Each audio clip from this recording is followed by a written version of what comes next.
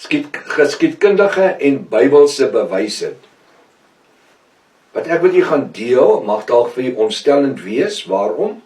Want vir meer as 600 jaar, dus van waar protestantisme geskep was dit nooit aan ons in ons kerke genoem of geleer nie. Ek wonder waarom nie. Elke feit wat ek vir u gaan noem, is nagevorste feite. Nie een is 'n vinger saksing en skiet hom so in die wind nie.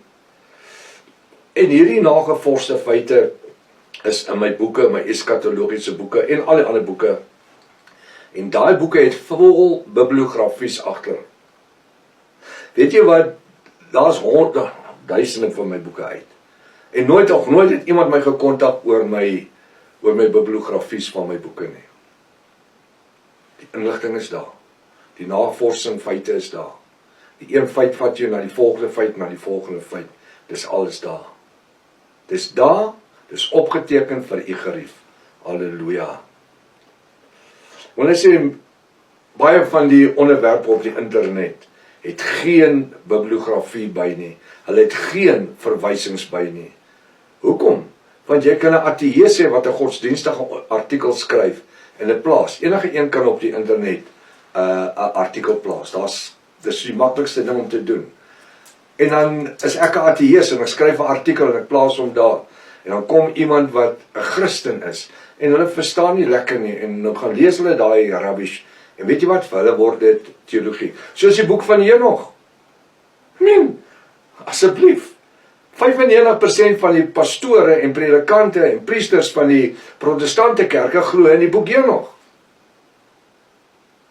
En julle weet nie eens wie die boek Henog geskep nie. Ek het nou die reeks klaar gemaak. Die boek Henog, waarheid of lees. Ek het die reeks klaar gemaak.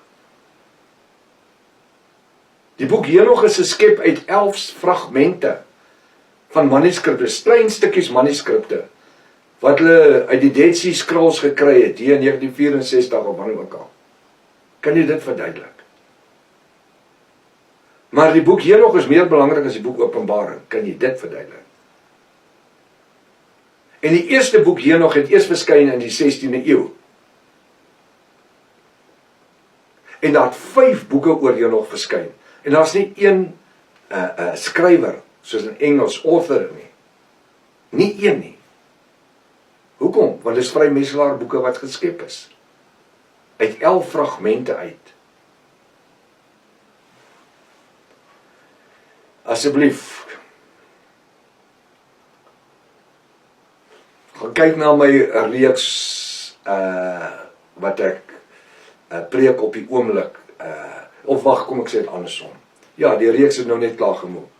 Die boek Henog, waarheid of leer. En ek promote nie my preke en studies, maar daar is so 2700, 3000 boodskappe op YouTube klaar. Gaan kyk na dit. Dis daar.